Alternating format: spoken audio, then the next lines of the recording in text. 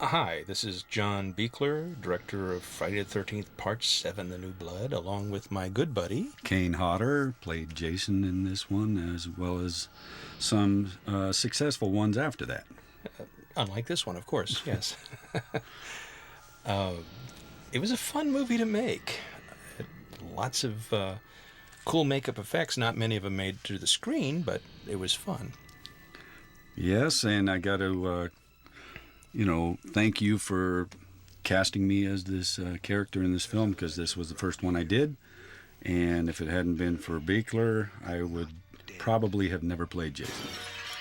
Well, thanks a lot. I mean, I cast the best guy for the role. We'd worked together on that movie Prison that Rennie Harlan directed, and you played the ghost in that, which is pretty much a forerunner of the Jason concept in terms of the full body suit, the prosthetics, and the things I wanted to do with the characters. Yeah, I had a good time on that film, too. Pre-title sequence that we're watching here is essentially a recap of the previous Friday films. This little sequence here, we're going up on Jason Voorhees' grave, and we were able to incorporate it into the little background prologue.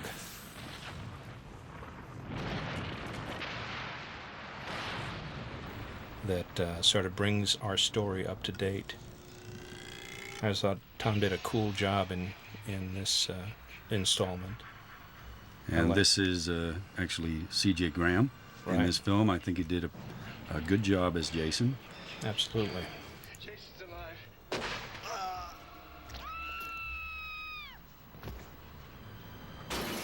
He's even more powerful. How could you not enjoy playing a character like this? Look at all the fun stuff you get to do and get paid for it. You know, it's interesting to note that in the pre-title sequence you see more gore and blood than you do in all the new stuff that we created for the movie. That's very true. I never thought about that. Hoping that somehow people will get to see that uncut footage one day. Yeah. And, we went actually to great pains to try to create a continuity with Jason with regard, for example, to all the scarring and things on his face, the portion of the hockey mask missing. Because there's a whole sequence in Part 6 where, he's chained to the bottom, and then there's an outboard motor that starts chopping into the side of his face. And, he's been fish bait for a little while before our movie opens, and this sort of sets up the reality that he's been chained to the bottom of the lake at the beginning of our film.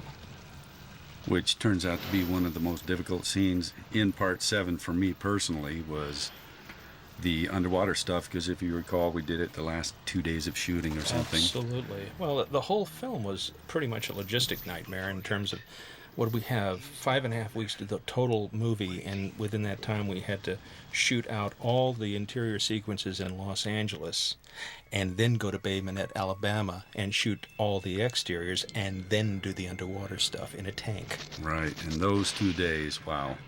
It was just so amazing because, as you remember, I was held to the bottom of the diving pool with a cable and had to just stay there pretty much for hours at a time, breathing on a regulator, and in between you could speak to me on the sound system that I could hear underwater, and directing me doing the different shots, and just having to hold my breath and wait for the regulator to come back. Plus, you had to hold that difficult mouth appliance in.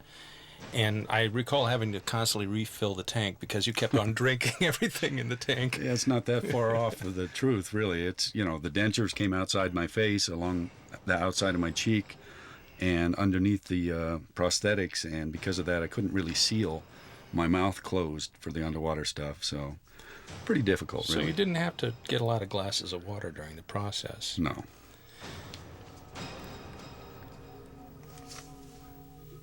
So we're ready to launch into the new stuff. Paul Elliott, the director of photography, did a great job. Barry Zetlin's an old friend who edited the movie. He did some work with me before this on some other shows. All in all, it was a fun experience. Probably one of the fastest movies I've ever made. I think I knew I got the gig in January and it was in the theaters by May. That's fast. Well, I do remember doing pickup shots at the very end of March, and It was in the theater May 13th. That's right. That's pretty amazing. And I see that cut that went from the exterior right down into the tank, the simple dissolve. A lot of people think we broke the water on that shot, but we didn't. It's all in the magic of editing.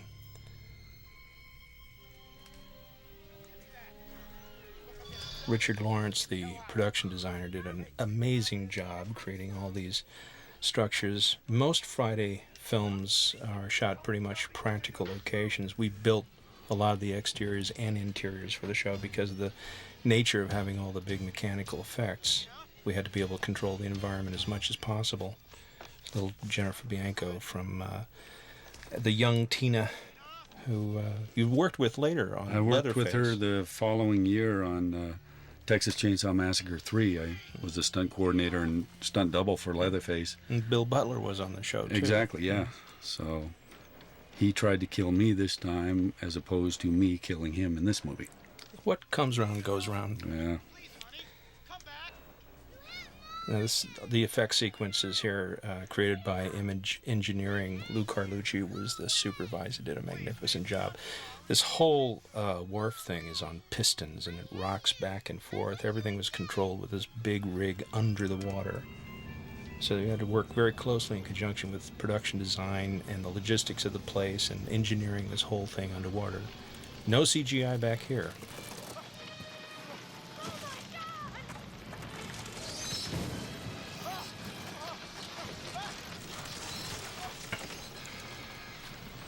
That actress playing Tina's mom, I think Susan Blue, yeah.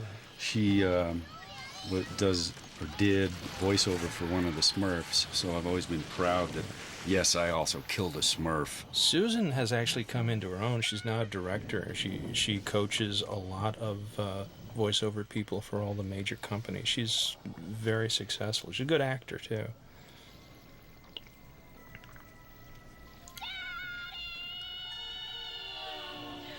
Now Tina's grown up. Lar Park Lincoln. Beautiful Lar.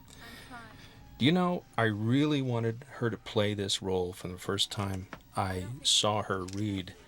And unbeknown to Mr. Frank Mancuso, who had ultimate say over who got cast and who didn't, I actually submitted her 4 separate times, had her change her hairstyle each time so he didn't realize that he was picking that girl. Because he had rejected her, and finally, oh, well, that's the one, you know. Oh, So- nice time to be letting that information Well, out. Isn't it? surprise. But she did a magnificent job.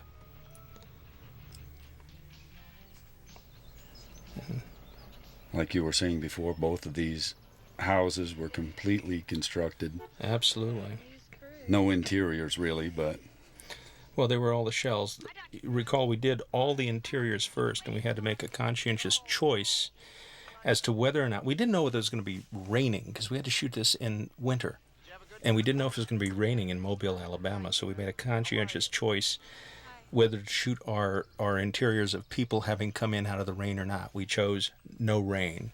And as I recall, we had to shoot a lot of times in the rain. We Right. just had not to light it.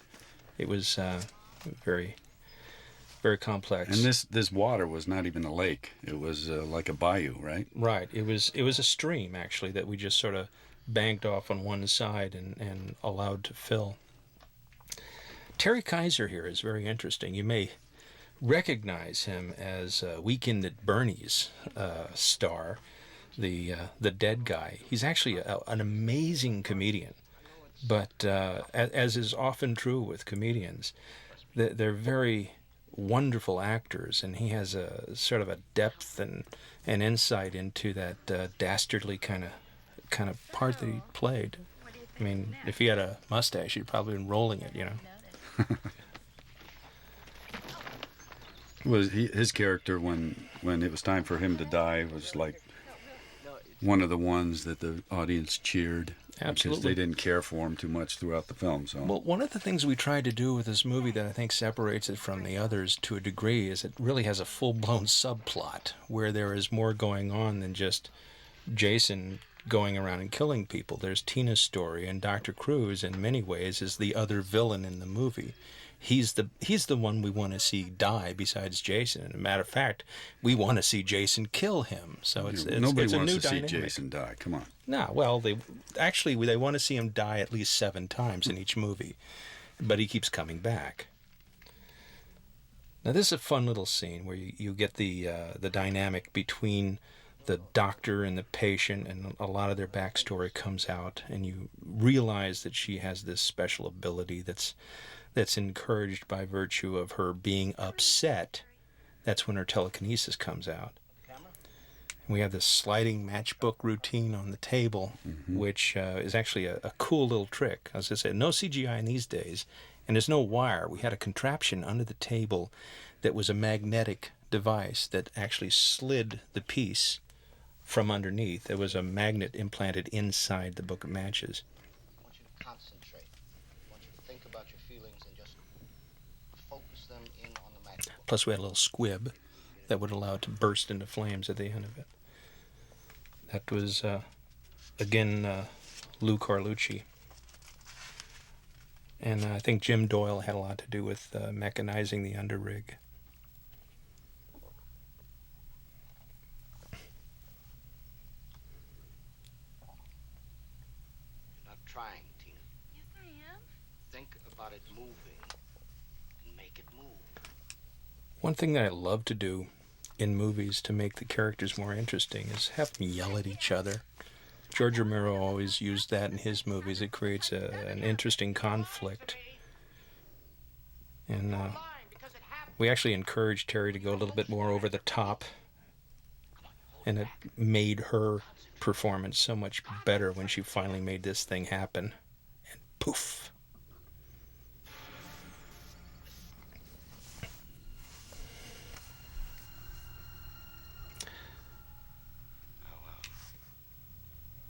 What did you do? What went through your mind? I was thinking about you. Look, I don't know how any of this is going to help me. Your psychokinetic ability is a projection of the suppressed. Here it comes. Would you speak English? And You're more interested in this telekinetic stuff than you are in me. That is not true, Tina. The only reason that I'm here is to help you overcome the guilt that you have about your father's death. That's all. Bullshit! we probably did that take 5 times. She had more fun with each one. Case.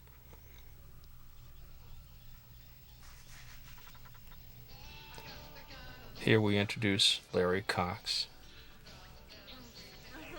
and Heidi Kozak. This is my uncle's house. Why are we sleeping in the van? Because we're sleeping.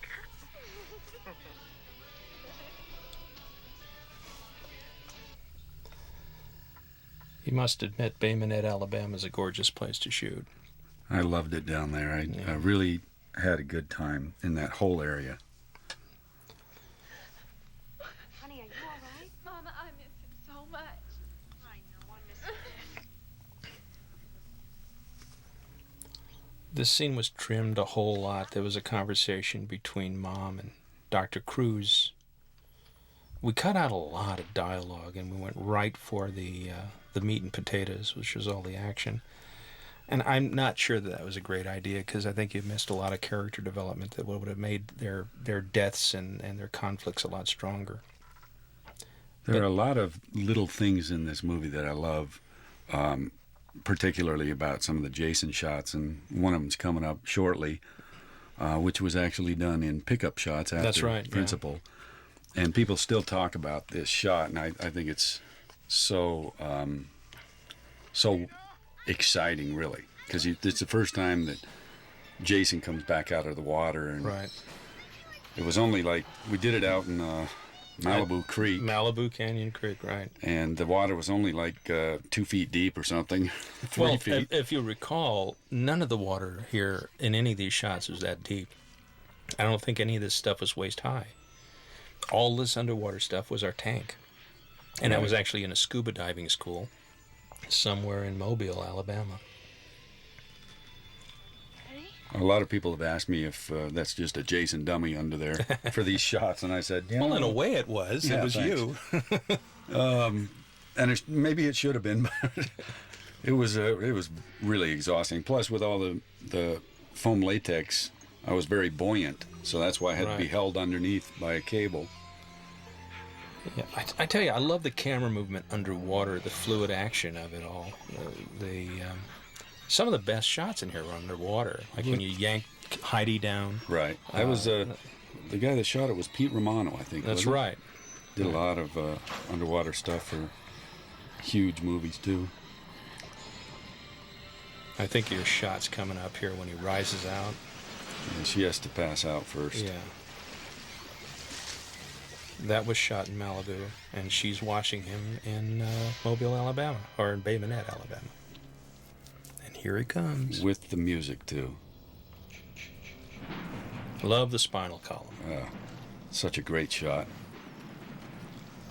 Well, it always bothered me in the previous Jason movies, all the times he's been screwed up by people. You never saw any evidence of his wounds.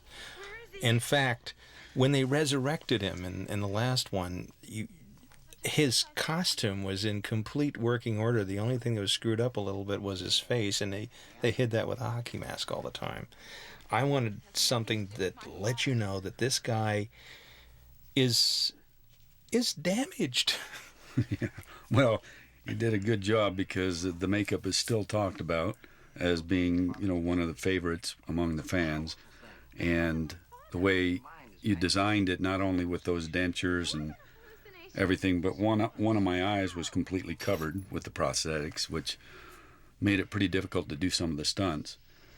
There's Bill Butler. There's Billy and Stacy Geeson, I believe. When's the last time you put oil in that thing? Greason, I think. Geeson. I don't know. I could be wrong. She had that great little bedroom voice. They work so well together. And they died so well together. Yes, they did. That's my favorite part. Well, you remember when we shot this, it was really cold, and it was raining. And the fact of the matter is, we had to put covers over their heads so their hair wouldn't get wet. And we couldn't have any backlight, otherwise you'd see the rain. This is supposed to be a surprise party for your birthday. Everybody's waiting for us. Remember, we shot this in the middle of winter in Mobile, or in Bay Minette, and things were cold. Never mind, the whole thing's ruined. Happy birthday. I think we had a droning background sound as well, so all of Bill's dialogue was looped in post. You're talking about how cold it was. Also, to get the good effect of the rotted corpse-looking makeup that I was wearing, every shot you spritzed, or had Billy actually spritz glycerin water on the foam latex. So, an hour into shooting, it was soaked. Yes. And got extremely cold. So the only time out of the 4 times I played Jason that I was cold in the makeup as opposed to sweating. Yeah, well, essentially it was almost like a wetsuit in that it covered almost every inch of you, and then, but it was absorbent. So the water and the oil will penetrate after a while, and it's so cold. It's gonna be a great birthday. Promise. That's why whenever I would come up out of the water, the foam latex, even in the face, would absorb the water so that it was hard to breathe even when I came out from under the water, because it was like having a wet towel on your face. You still couldn't breathe very well. Plus it was cold and you'd be gasping for air anyway. Very true. No, it wasn't a picnic, but it was a lot of fun. The actors were great. The crew was great. Everybody worked really, really hard. This is part of that stuff that was shot later in Malibu. There's back in Mobile.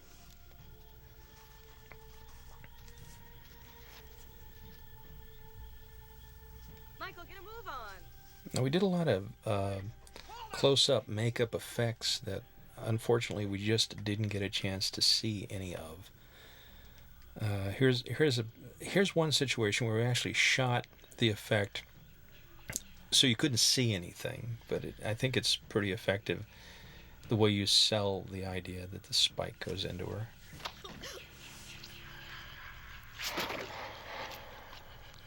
Finally, somebody dies.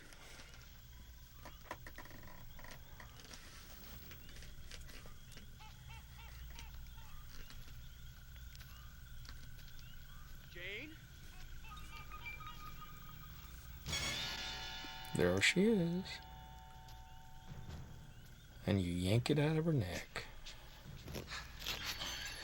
Now, there's something kind of cool here in the way we did this. Notice that every time you see Jason, the camera is slung low, so you look so much bigger in the frame. And every time we look at who you're chasing, the camera's kind of high up looking down. It was done intentionally to give Jason that extra mass and weight. Now, and here comes a 3D shot, which is actually Frank's idea. It's not a 3D movie, but we made a 3D shot where basically the thing goes right into camera, which is fun. Now, this whole sequence was cut down a lot. Oh, that's wicked, picking him up by the thing stuck in his back. Yep. But if you remember, he coughed up a bucket load of blood before you dumped him. And we missed all of that, unfortunately. That flashback scene when you see her flashing back to that, whatever that particular kill, but it's in the kitchen of the house, Right. was the very first shot I ever did as Jason. Obviously, people know that things are shot out of order, and that was the very first shot I had done. Everybody else here, perfectly normal. Well, it's interesting. You talk about the kind of flash shots, the indications. She's having like a clairvoyant vision of something that's about to occur. That was a subject of great concern to me. My first approach was not to go as literal as it is, where she'd actually see the event having occurred or see the event before it occurs. I wanted to go more surreal with it, particularly when she flashes and sees a vision of her mom dying. I just wanted to hint at it, because in the research that we did about paranormal psychic visions, people don't actually see the actual thing. They see hints. They see clues. And I wanted to have the little Jason from the first movie, the little boy, holding Betsy Palmer's head in the middle of that road, screaming, "Help me, Mommy, help me." I mean, we could have done that. We did Reanimator. We could do, heads that were decapitated and could still talk, and it would have been a great shot. And I think it would have given all of Tina's visions sort of a more haunting tone. But unfortunately, that was excised as being too over the top. And I think those are things that would have made it beyond the censorship issue that we did have to deal with. The more surreal and absurd, the better it would have been, I felt. I never really understood why this movie, out of the four that I did, was so much more cut as far as the graphic stuff than any of the other ones. There's a nice shot. Right. And that's your first shot as Jason. Yep. Introducing Kane Hodder as Jason Voorhees. Tina, wait a minute, come back. Well, I don't know. I think it's probably because of my makeup effects background. Everybody was gunning for me. Plus, at this time, these movies were people had it out for them. I mean, you have to remember who the ratings board is. It's a bunch of housewives in Encino. And what are we doing? We're doing a movie about teenagers who, when they have sex, they die because they're killed by a hockey masked maniac. It works for me, but maybe not Housewives in Encino. What were you doing right before it happened? Why? Because these are delusions. Tina, you're creating. Some of the dialogue was difficult here. All right. Well, he left a large delusion stuck in our She was going to say a 13-inch delusion, and that sounded a little bit too suggestive, so we had to alter the dialogue a little bit. Now, out here on the porch, we actually did shoot Dr. Cruz removing the spike, but we edited it out later because we wanted to keep it kind of as though he is kind of innocent. We don't know, I mean, we know he's an asshole, but we don't know that he's the creep that he is. That he's really messing with her even more.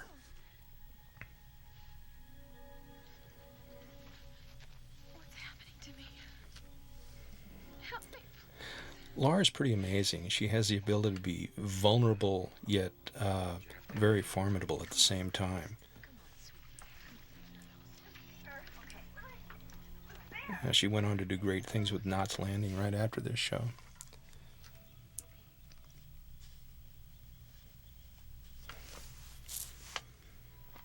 I'm cold. Here comes one of my favorite kills. It's my personal favorite of all time. Out of the hundreds that I've done now, the sleeping bag by far, and the fans' choice as well. Well, I like the little homage in Jason X. Yeah, I had to do that. That was great. There was a virtual reality scene in Jason X where we thought, let's go back to Crystal Lake, and if we're going to be there, let's do that sleeping bag thing again. So instead of against the tree, it was human against human, and then one shot for good measure to the tree. Absolutely, it was great. Now, I did have a chance to do some red herrings here, because this guy is carrying around a big machete, and I recall when this played in the theaters, everybody jumped. They thought that was somebody being killed. A limb being chopped, It was, as it were. literally.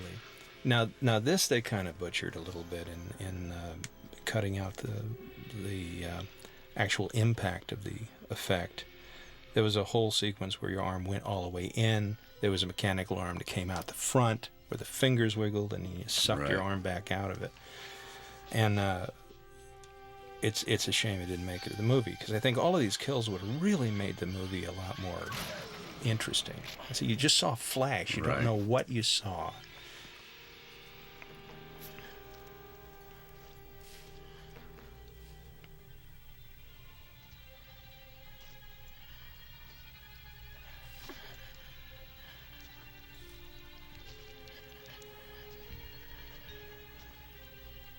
Okay, you big hunk of a man, come and get me. Oh, I'm coming, baby.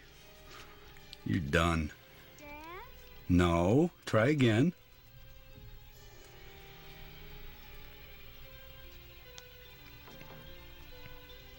Dad, what are you doing? Hard to cut that tent, I might add. Honey, I'm home.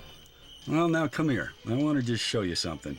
Oh, relax. It's cold out here. You just stay in the sleeping bag. I just want to show you something very interesting. It's over here by this tree.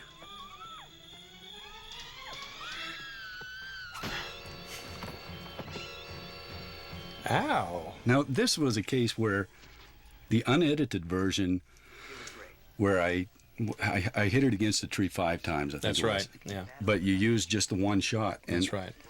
the one case where I think that was more effective, because it was such a powerful scene. It just surprised everybody. Boom, and she's dead, and then Well, gone. I mean, what we'd hoped to do initially was to go real overkill with all the kills. I mean, over the top. I mean, almost Monty Python over the top with all the blood gags.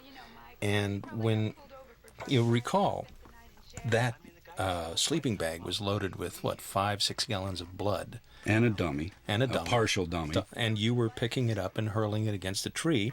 And in the tree, there were a lot of sharp little things. So you were like bashing it to make it, and it bled and bled and bled and bled. But I agree. We didn't cut that down for any other reason than because the impact was greater. Yeah. By virtue of the one hit, because it was just so dynamic. It played better. And a lot of people know that have heard me talk about playing the character. I try to make it never look like any weakness in Jason, and slamming that against the tree was very hard because it was a nylon sleeping bag. I had the prosthetic hands on, and the blood was getting everywhere, and it was hard to hold on to. And because there was quite a bit of weight in the sleeping bag, it was hard to not look awkward. And fortunately, the couple little stumbles that might have happened throughout, you got rid of. So Well, and also by the time you dropped that thing, it was like, I'm glad that's over with.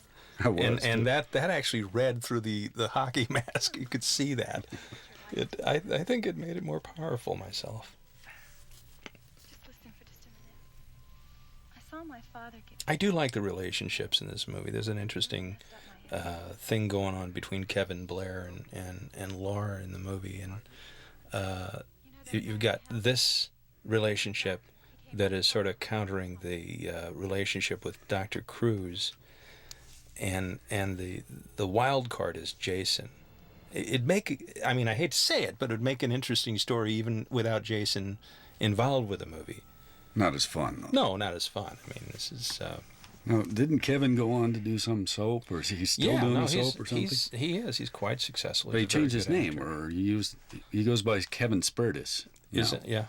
I don't know if Blair maybe was his middle name or something, but I don't know. He's great. You know, rugged, good looks, handsome leading man type, and he just blew everybody away in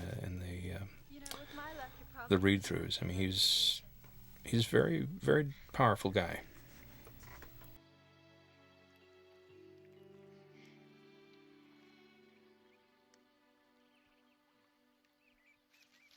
Melissa. Good morning. Well, what was that for? Nothing. Nothing?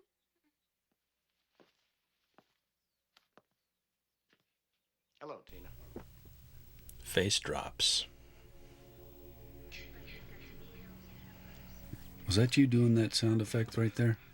Yeah, all of the, well, not all of them, but quite a few of the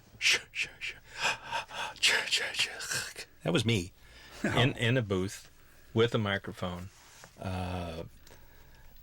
to basically give that wall-to-wall texture of sound that, you know, keeps things going. Okay. Just so the ball.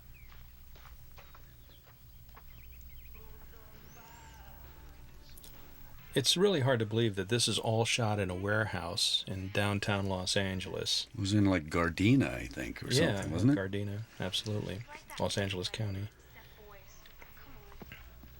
Cocktail hour. Now, we had to do that because we had to have access through the ceiling so we could do all the wire gags that happen later.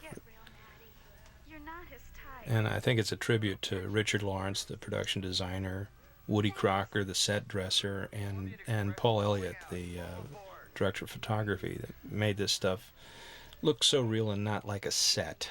You know, it can always look a little bit stilted and unrealistic. Do it. You don't smoke. I do now. Plus, it made it easier to shoot. I can move a wall to get a shot if I wanted to. Have a good time, right? There's a lot of wild stuff happening. You in? Okay. Now, that's Elizabeth Caton, right? Elizabeth Caton. Boy, what a change in her kill. Yeah. Completely changed from the original to what was in the final product. Yeah, I do like the transformation. I do like the change. I like her being thrown out the window. That's very satisfying. And that girl was almost wearing nothing when she went out the window. It's unusual to see that. The original version wasn't too bad, where I cut off her boyfriend's head and then come into the room and throw it in her lap. That was very Interesting. fun. Well, also, the fact of the matter is you didn't know it was just his head, the way we Right. set it up. We also recreated that shot in Jason X, where we cut a guy's head off and it just moves into the frame, and the guy reacts to it and talks to it, and then you realize it's actually Jason's in my holding it, hand. right. Look at Terry here. I mean, he's distracting himself with that tissue. I mean, he uses these little tools to play the subtext. Why can't you believe that I saw someone get killed? We do believe you, Tina. Your psychokinesis. Like his tissue is more important than his conversation with her, and she's going ape here. You haven't heard a single word that I've said. Mama, please, can we go back now? I don't want to stay here Go anymore. back where, Tina? Look at me. Back to the hospital? We're starting to make some real progress because you are here. Mama, please. Tomorrow morning. Can't just leave now. It's just not working. You want to throw this all away? I mean, we're at a very critical point right now. Do you want to see your daughter in the hospital? Now here's a shot coming up as the stunt coordinator. I had some fun throwing this TV at the actor right there. Well, before CGI, there were wires. Now, it's interesting to note that when she gets in the car and ultimately drives out, remember the front of the house was built up over the water that was existing to create the actual wharf. So all of that stuff was constantly sinking, and they constantly had to put new dirt on top and new covering. So it was very difficult to peel out of there because I think the car was sinking. Right. You can see the wheels spinning, and Right. tried to do a dramatic shot there, but Well, a lot of this, I mean, in many ways, I feel this movie is one of my finest special effects because it looks like a movie. There was so many logistic problems in creating the illusion that there was, in fact, a front yard, and there wasn't. Now pack your things. We're gonna leave in the morning.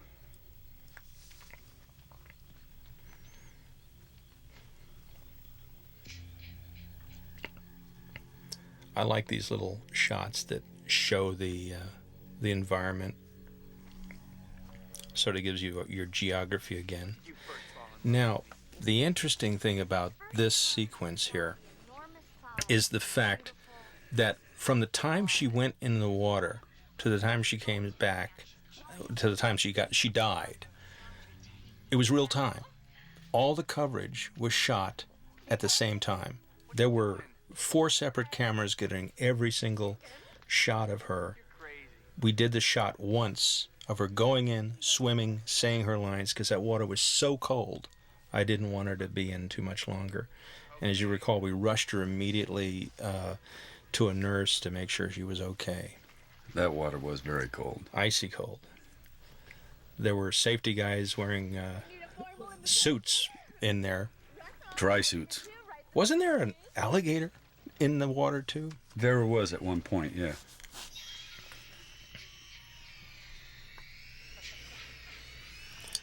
I'm upset that they really cut this scene out, where you actually see him getting his face parted down the middle like a golf pro. And the fountain of blood that came up. Yep, totally missed it.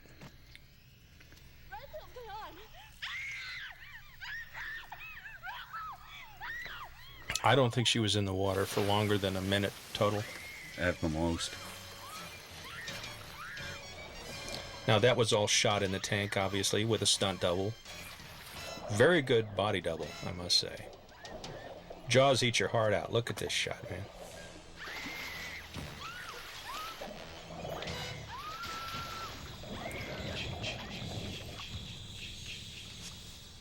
King Tut rises from the tomb. So we go to all this trouble and no Michael. Typical. What I like about you, What? you hardly sweat at all. Yes, an amazing line. I thought it was good. There's little Maddie getting pissed off and ready to change her lifestyle. So, what do you want to do? Hit me? Come on, Michael, come on, it's the phone. I love you. Squid face.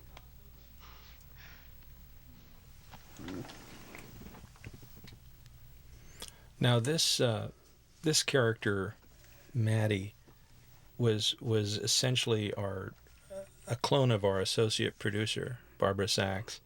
She really liked this role and she wanted to see the transformation, and we actually beefed up her character a little bit more. This is a different stunt double than Right. the other one. What do we have? Like a total of 5 different people playing the same role? I think, well, yeah, 4 or 5, yeah. Hi, Nick. Are you still mad at me? What was that crap you pulled on Tina this afternoon? That chick's crazy. Besides, all is fair in love and war.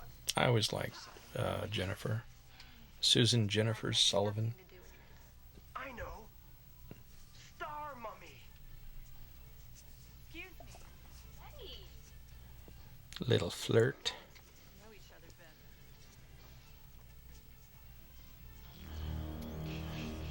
This is also shot out at Malibu Creek.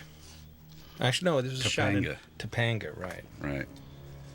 Where they did at least some of the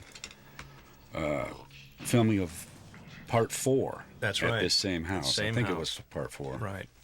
But it resembled enough of the log cabin that we built in Bay Minette, so it would pass. The spike Dr. Cruz knew. It's interesting to note that Tom Calloway, who shot the second unit inserts and all the reverse shots and all those pieces, has since come into his own as a really fine cinematographer. He's worked for me a couple of times.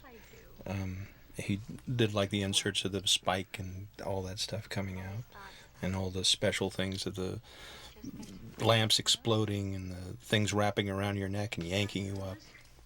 Didn't he also shoot the screen test that I had to do? He did. Tom Calloway shot that as well. And I remember you were kind of insistent on me playing the character, but Paramount was hesitant at the time, so they wanted to see how I looked on film. Absolutely. It was, basically Frank Mancuso Jr.'s criteria for Jason was, give me the biggest boned band you can find, throw him in a costume, and have him kill people.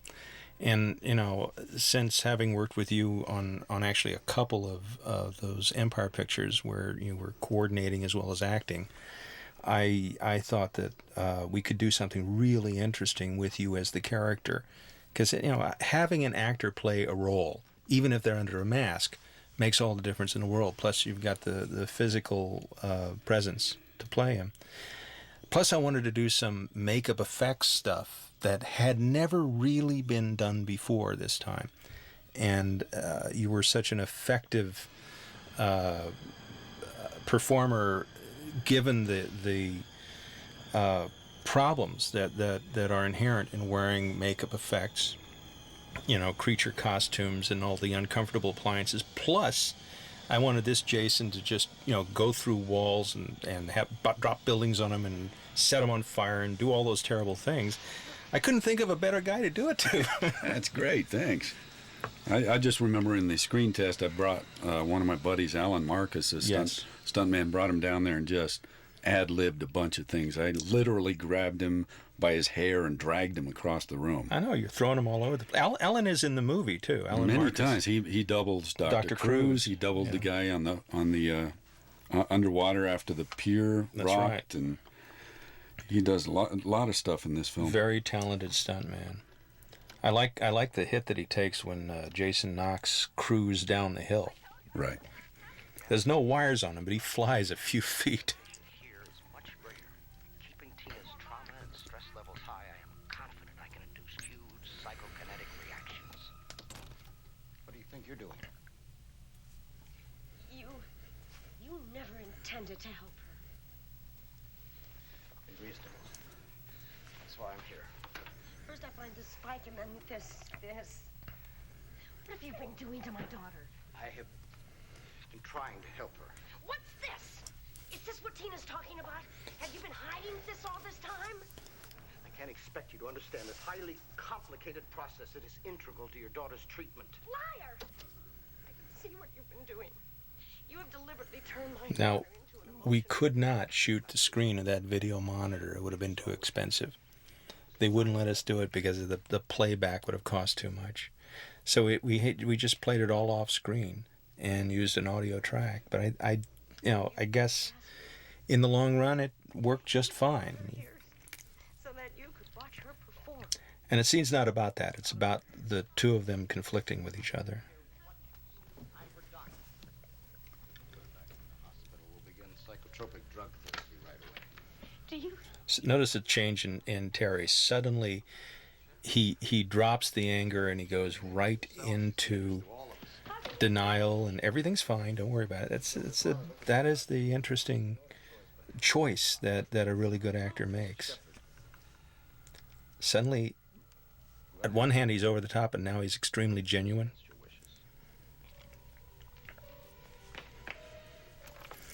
Now here's where she tries to peel out of that from the car. Remember, all that front yard is false. It's a bunch of dirt piled on top of water.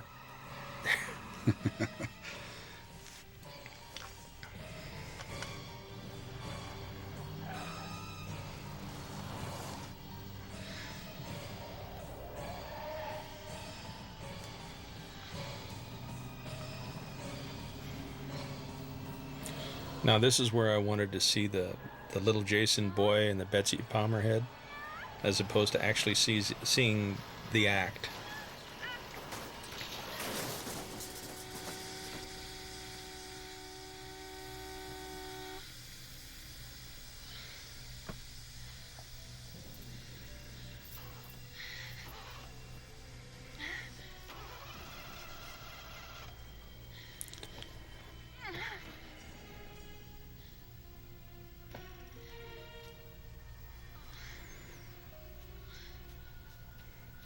It was raining here too. You notice there's no backlight. There's not that much backlight. I remember choosing this scene in the editing room because you couldn't see the rain.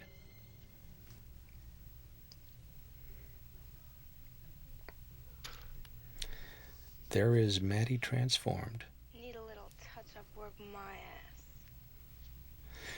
Diana Barrows is actually a wonderful singer. It's an interesting thing to note that when we did our voiceovers and our looping, because of her background and training in singing, she could hit her cues perfectly.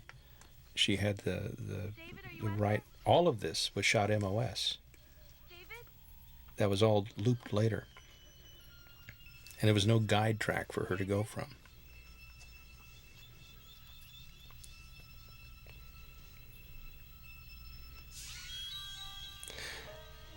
Now, I question really whether or not this whole sequence is as effective as what we had originally intended.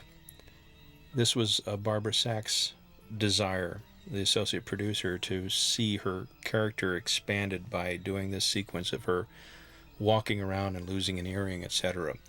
Whereas initially I had her have a confrontation in the tool shed with Elizabeth Caton's character and John's. It seems a little contrived to me, but I guess in the context of a Friday the 13th movie, it's just fine. But I'd hope to make the reality a little bit closer to truth.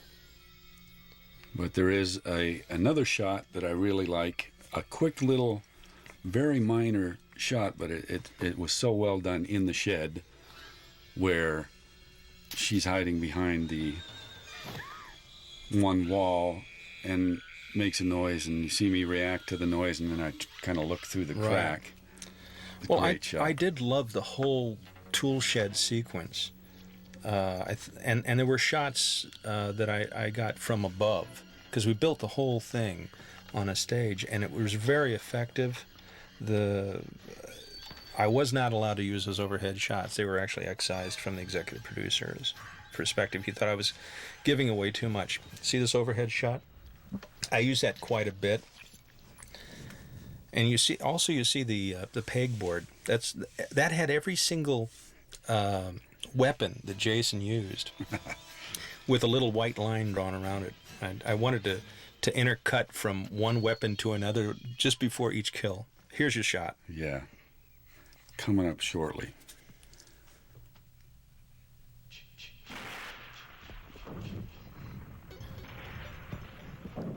That's a scary shot, I think. It really is. And then didn't we not tell Diana what was going to happen when she leaned up against the wall? Oh, yeah, absolutely not. She had no idea. Just stand there and be scared until something happens. Right. But see, I wanted to preface that with, you have a shot of her very afraid. She's leaning up against the wall. But then I wanted to go to the overhead shot, which you see only for a glimpse of Jason as he's going over to the place to get his tool. Now, I had this covered from overhead as he's approaching and getting closer and getting closer and getting closer. So by the time he cut here, you say, where the hell is he? Why isn't he coming? You can see her reaction was pretty authentic, since she didn't know what I was going to do. Well, nobody did. I didn't even know. Hey, I was ad-libbing. Nick, I just saw my mom. I've got to go find her.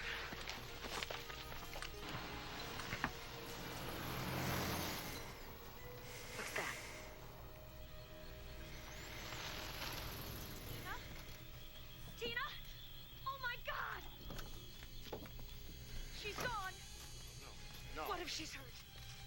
We didn't pass her on the road. As I recall, Susan Blue had no voice that night. Wait. The only time she talked was when she was on camera. Now, I like this shot where he goes right up to the house and you're trying to contemplate the next event. Sorry, I'm sorry. God.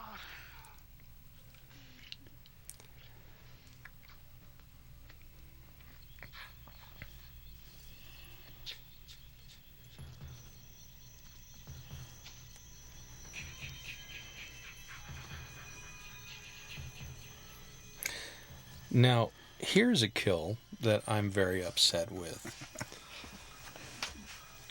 Now, initially, when Craig Thomas bites the dust, it was the classic thing where Jason grabs a guy by the head and squeezes, right? Right. But in all the other movies, they kind of cut away and you just heard cracking sounds, right? Well, what we were able to do with makeup effects is he actually squeezed his head down to the size of a walnut. Oh, it was And beautiful. all the time there was a geyser of blood like hosing out of his nose, his eyes, and his mouth. I mean, talk about Sam Peckinpah meets Monty Python. It was it. The single most graphic kill in the whole movie, and just didn't see any of it, Well, unfortunately. you don't. I think you see like a half a frame of a trickle of blood coming out of his the top of his head. That's just a little blood tube under the glove, and that's it. It's very disappointing. It was fun to smash that head too. It tell was. you. It was fun to watch it. I mean, when we saw the dailies on that thing, there were screens and whoops. You know, everybody loved it. Where are you, buddy? These movies are always sort of a group participation situation. You get a bunch of people together who are totally in love with this kind of movie, and those are the kind of shots you build for.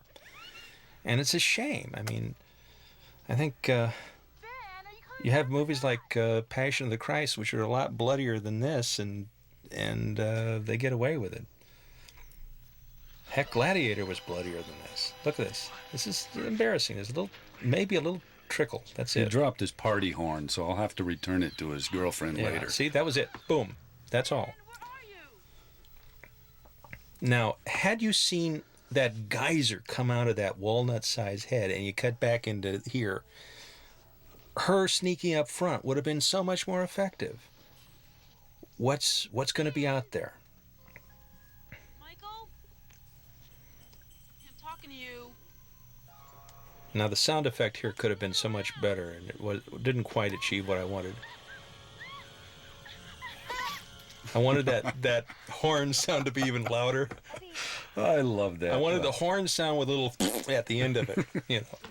Did you notice every time I grab somebody, I always talk to the actors before we even start shooting the film that I'll be a little rough. I'm not going to hurt you, but in order to make it look right, it's got to be a little physical. And each time you see me grab somebody by the head or something, you can tell that I really grabbed them kind of hard because they all react to, oh, like, wow, I wasn't expecting quite that much. Well, that's great that you do because it's less work for me. You actually put my people in pain, which gives an aspect of reality. And I've always tried to, maybe seems a little method, but maintain a little distance between myself and the other actors on the set. Because if they become too familiar with me in the costume and the mask and everything, it seems like, it might be harder to react as being scared. So if they think I'm half out of my mind for real, then it kind of works for me. The only guy I don't think that worked on was Bill Butler, because he had his own pet name for you, as I recall. Yeah, Stinky Voorhees. Stinky That's nice. Voorhees. Well, I mean, you did look rather like somebody's grandpa when you had the dental appliance out, and the combination of rubber suit and latex and water and cane kind of together made sort of an odoriferous impact on the crew. How do you think I felt? Well, I think you felt like Stinky Voorhees. Bill had to be very comfortable up in that tree. Oh right yeah, there. he could have laid there all night.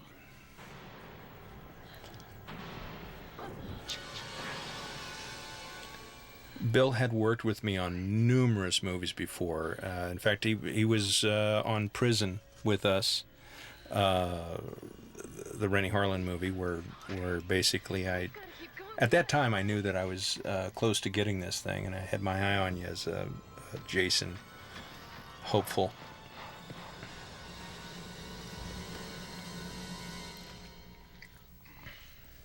And leading up to the single best quick shot in the movie, which sometimes I've talked to fans and they've said that they watched the movie 10 times and never really noticed this shot. That's why it's so good. Right. Well, there's a few cute little things that we were able to do. They're simple things. It's dark.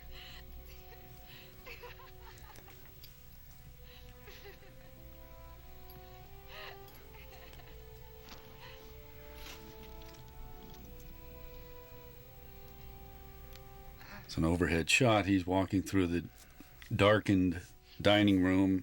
Lightning strikes, and you see me standing in the corner just for a second. Yes. Yeah. And a lot of people miss that. They don't know you're there. This is one of those movies that repeat viewings enhance the effect.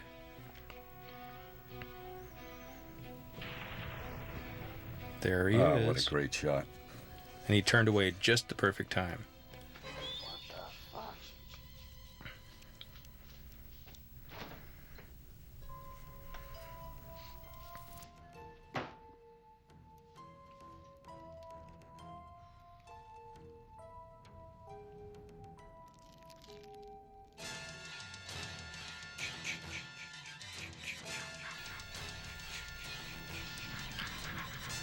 Simple butcher knife to the belly. Very Michael Myers-like, but it still worked. Yep. Michael stole that, though, from Jason. I know. Oh.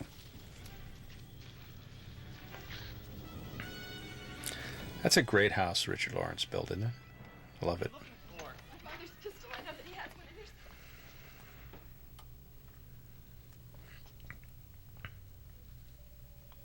Cruz knew. Who's new? Yeah, I like the conceit that basically, since she's been in a mental institution all this time, she had no idea the serial killer and Jason and all this stuff. So, I mean, this is one of the few Friday the 13th movies where nobody knows that Jason's out there lurking around. I mean, in the other ones, he's sort of a serial killer that everyone's aware of. But now, for the first time, the principal characters become aware that there's a guy doing this. Jason Voorhees.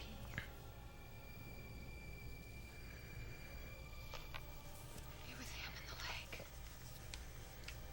What are you talking about? You hear people having nervous breakdowns. Well, this is the telekinetic energy emanating from Tina's bod. God, it's you.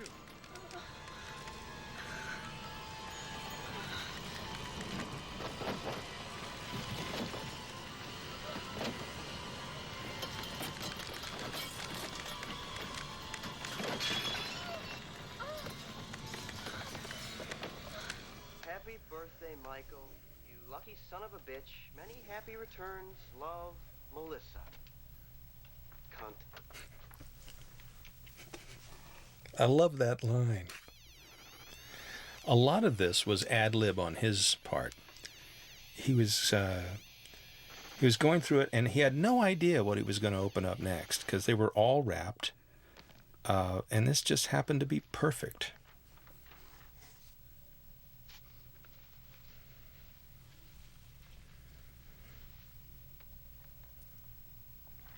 Personal penis enlarger.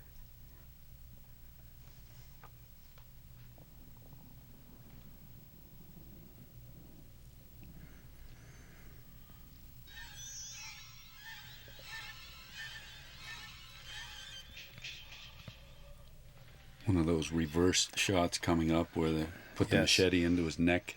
Absolutely. It's really out there, Tina. I want to get everybody together so we can get the hell out of here. You know, Jeff's character Eddie was kind of me, in a way, a sci-fi writer who wasn't getting published as a kid and kind of struck out with the girls a lot. Needed the penis enlarger. Needed the penis enlarger, absolutely. So here's where I kill myself. Change your mind or what? No, I don't think so.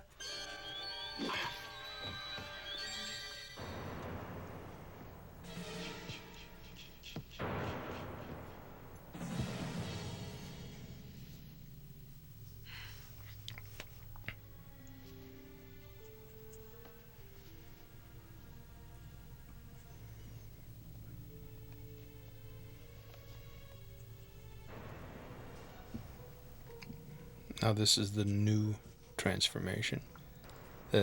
Initially, he brought John's head back up into the room, and she thought it was Jason, and he went over and killed her.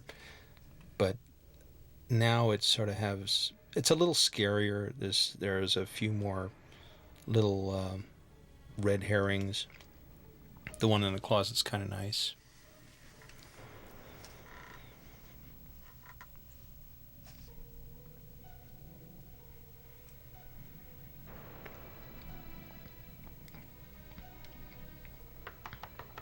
Maddie? This was all in that house where they shot Friday the 13th Part 4. This new additional material.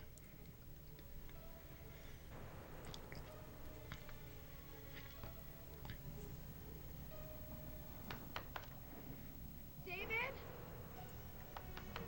David? Sorry, they're pretty much all dead.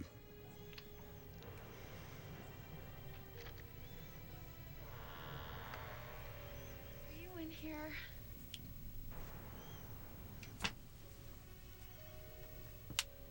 I remember wanting to use Elizabeth Caton in the role.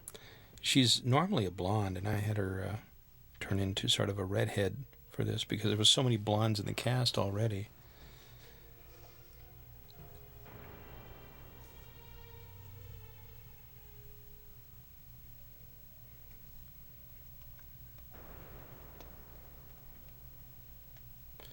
Jerry Workman was the makeup artist, and she did a really wonderful job in making all the kids look very, very real and unmade up and still quite beautiful. David, are you in there?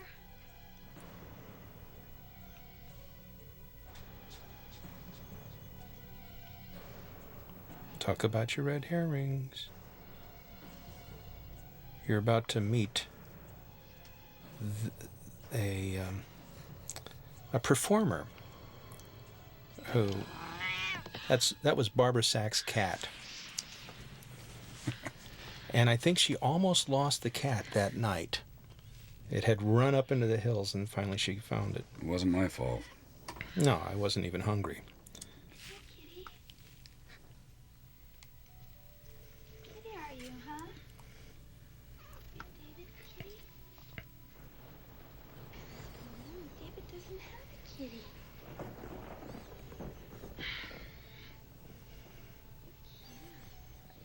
What? Now this whole thing with the head. This is it's John's head that we find up here, but then later it appears in a planter downstairs.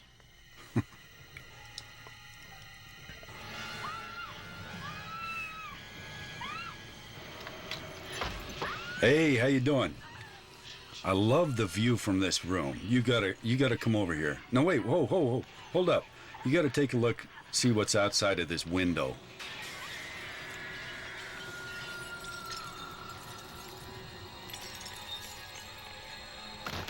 Ow. Tina, Bare feet, bare legs through a window down. That's a tough stunt. What if she comes back and I'm not here? I don't want to leave you alone. Well, then you go. You go. And I'll stay right here. Just hurry back. Don't move.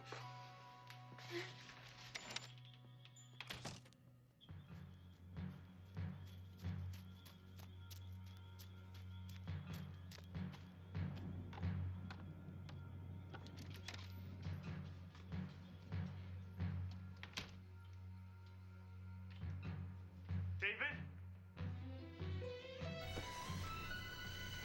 Eddie? Now the pace of the film seems to start getting more frantic. Yes.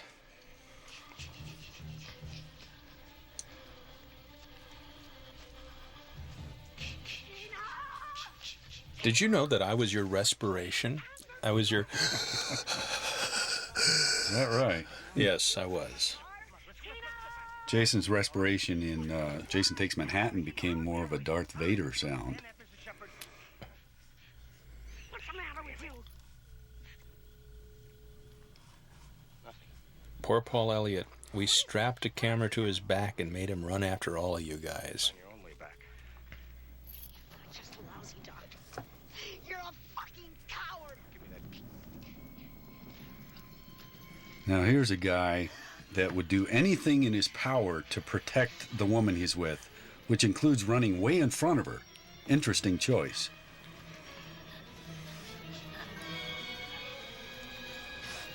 Note the low-slung camera on Jason and the downward look at the people. Giving Jason the dominance.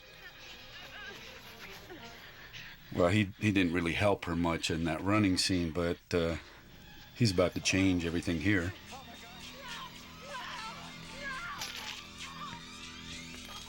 How embarrassing. Sounded like a head of lettuce being crunched. I think it was. Maddie? Melissa? Anybody?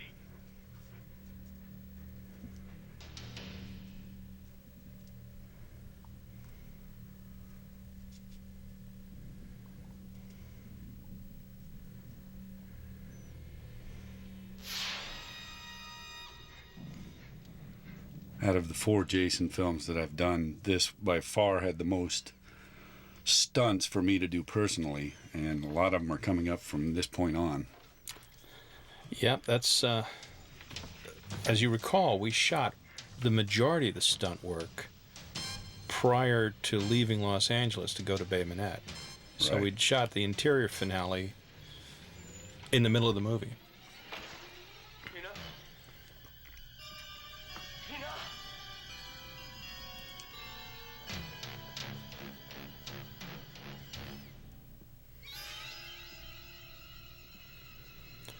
I like those Harry Manfredini stings.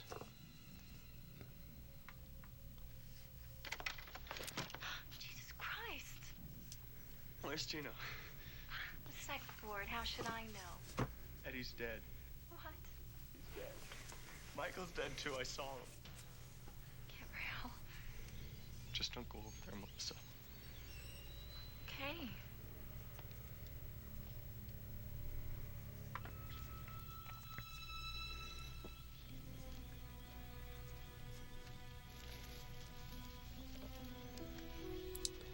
Note the use of foliage in this confrontation with her and Dr. Cruz. Come back with me now, please. We actually screwed a little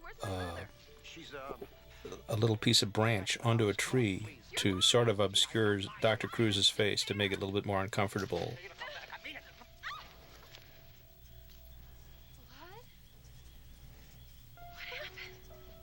See that little twig in front of his face? We put that there just to make it a little bit more uncomfortable. We've got to get out of here. Where is she? Where's my mother? She's gone. What? She's gone. Tina? Tina? Tina, See? don't go in there!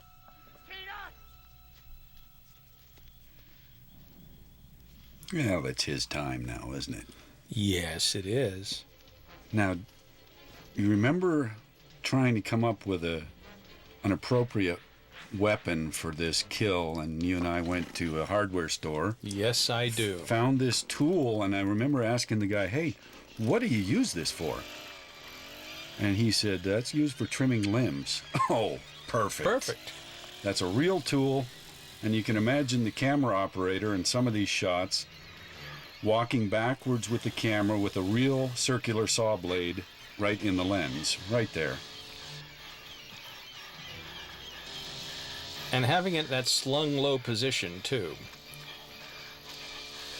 He is more open to damage.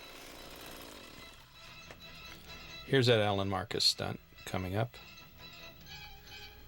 And just to mess with the operator, which I don't know if it was Paul that was doing it right then, but of course I did a couple of fake stumbles with that thing while it's running. Oh, so sorry.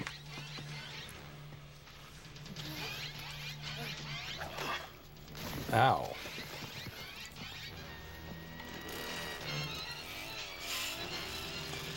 Now again, this was cut. Well, cut is a generic term, I guess.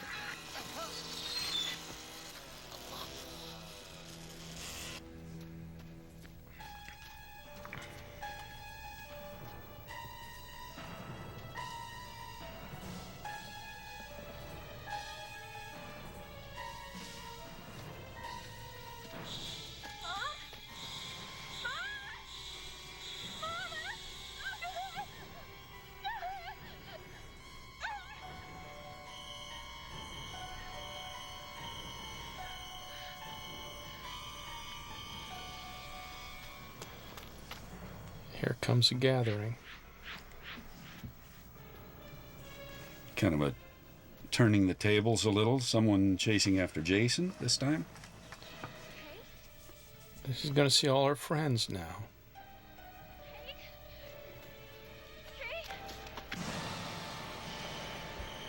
I wanted the horn sound there too.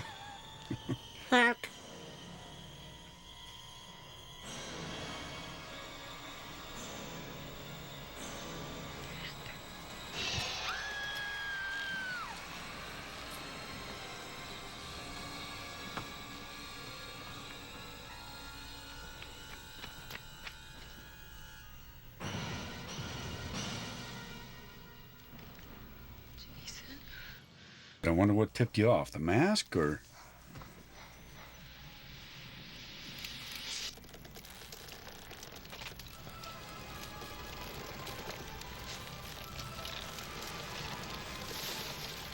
Some more stuff shot in reverse, right? A lot of it shot, and some of that was mechanical too. Image engineering and Jim Doyle and Lou Carlucci managing to come up with things. All the pyro work and stuff were them. And as cold as the water was in what was to be Crystal Lake, this water turned out to be even colder somehow. I don't know how that was. It's amazing. All the electrical lightning was done by Motion Opticals. They're a company that worked with me on a few other features before.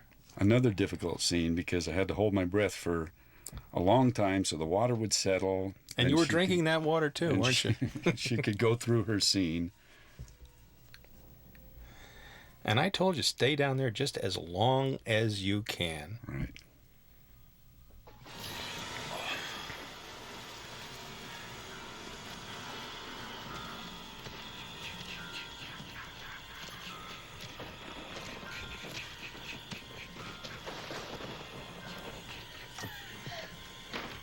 There, that ought to hold them, huh? It's amazing how they just never get the idea, do they? Obviously not. Now, when I come through this window, look how close my head was to the actual practical frame of it. And if I had caught my head at all, it would have thrown me all off balance and it would look bad. As I recall, we had to do it a couple of times because you kept on breaking through the wall, right? Hey, I just like to break through things.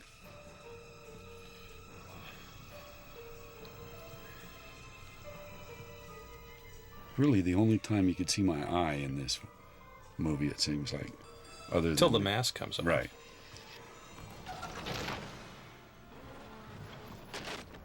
I love the clutter in the house and the darkness. It makes it more fun.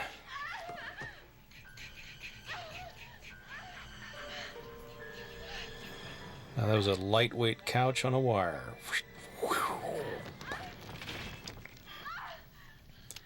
There's John's head again. I just like the visual here. Butting heads. Now this completely shocked me. I had no idea how heavy this was going to be. I thought I'd have to act. You can tell I'm not acting at all. Oops. Just drilled me into the stairs. I really was a little groggy after that, trying to figure out, what the hell am I doing under this roof? Well, this is why we call you Cement Head. He got my mom. I killed him.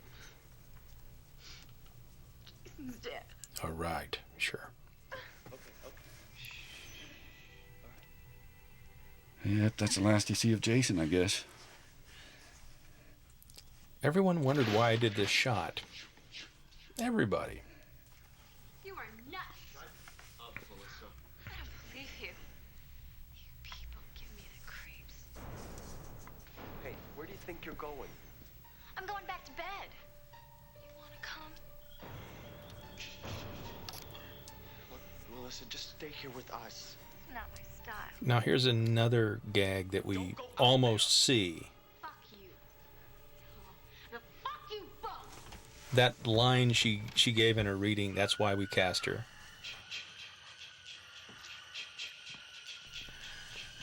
And there we go. Ooh, that axe was nice and sharp. Turn on the TV, will you? Stunt girl that did that was one of her first stunts. She had to be dead and throw herself over the TV set into the corner. I remember her funeral, yes. Not easy. No, she did a great job.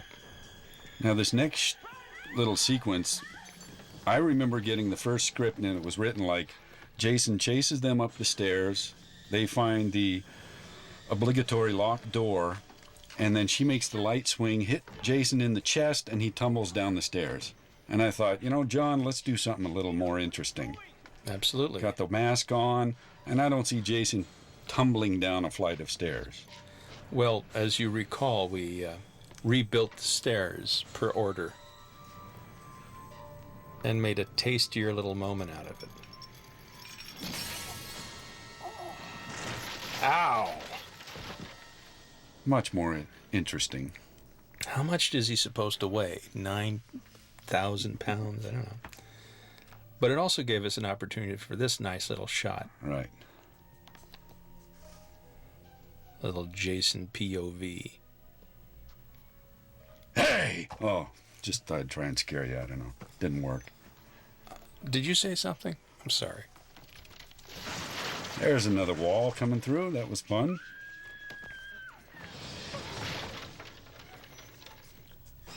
Now you get to see what's going on inside of Jason's head. Yeah. It's not really that pretty either. Pus for brains. This is a mechanical head.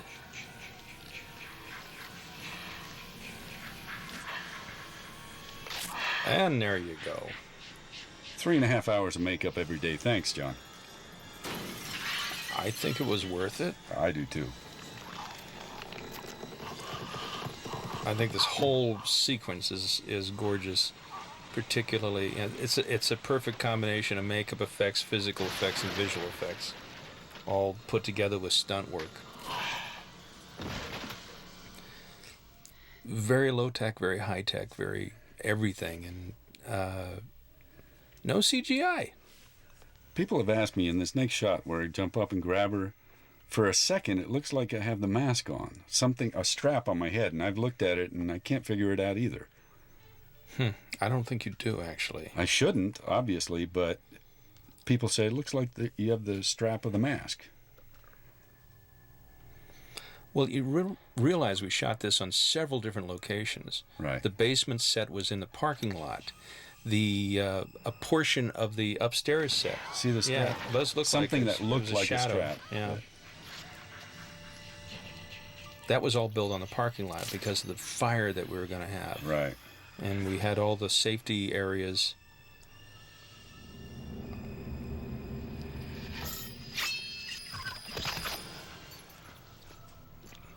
Now, we didn't want Jason to be walking around with that in his forehead the rest of the film, so get rid of that. Well, you got nailed, though.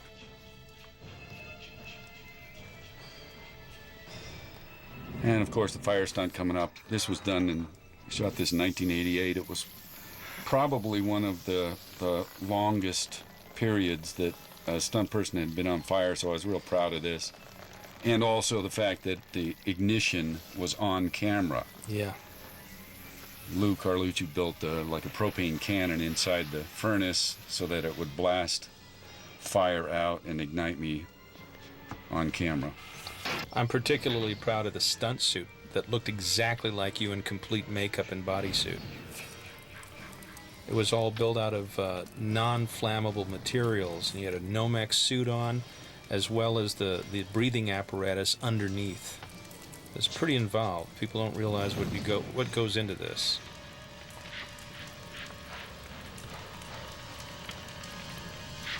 Because you had them design the makeup differently and made it a much safer stunt.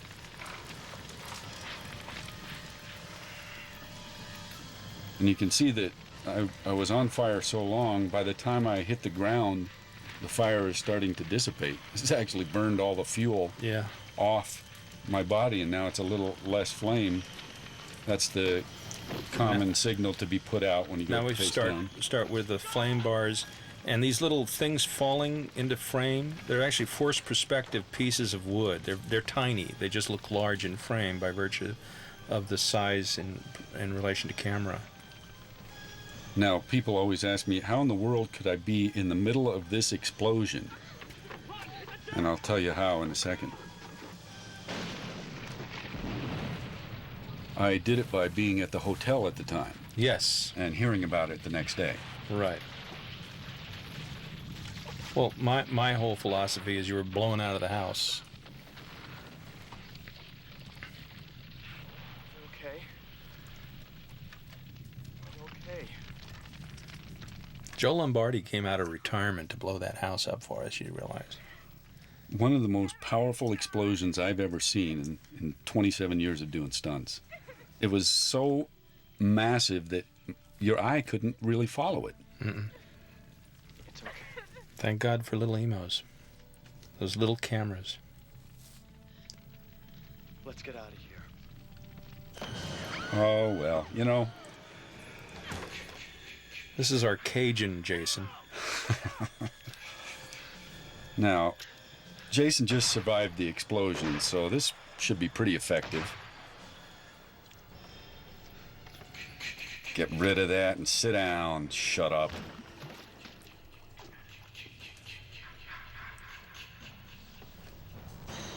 I like how the jaw, how you can see the teeth moving on the side. This is the only time in any of the Friday the 13th movies where I actually saw rage in Jason. Anger. Glad to see him pissed off.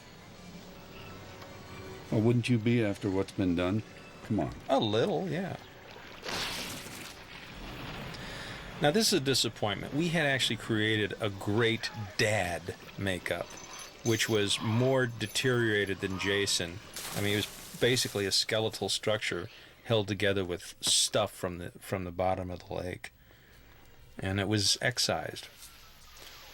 Too bad. Well, now here's your cameo, John. You had to be in your own movie. What is this? Me trying to put the mask back together because I knew there'd be inserts.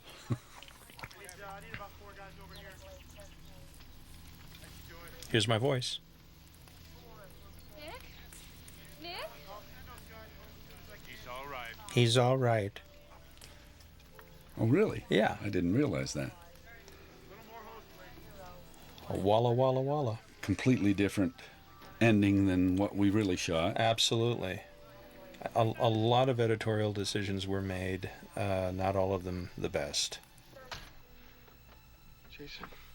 Where's Jason? We took care of it. Just a piece going back out into the lake knowing he was there would have been better for me. But this was decided by the powers that be to be the end frame.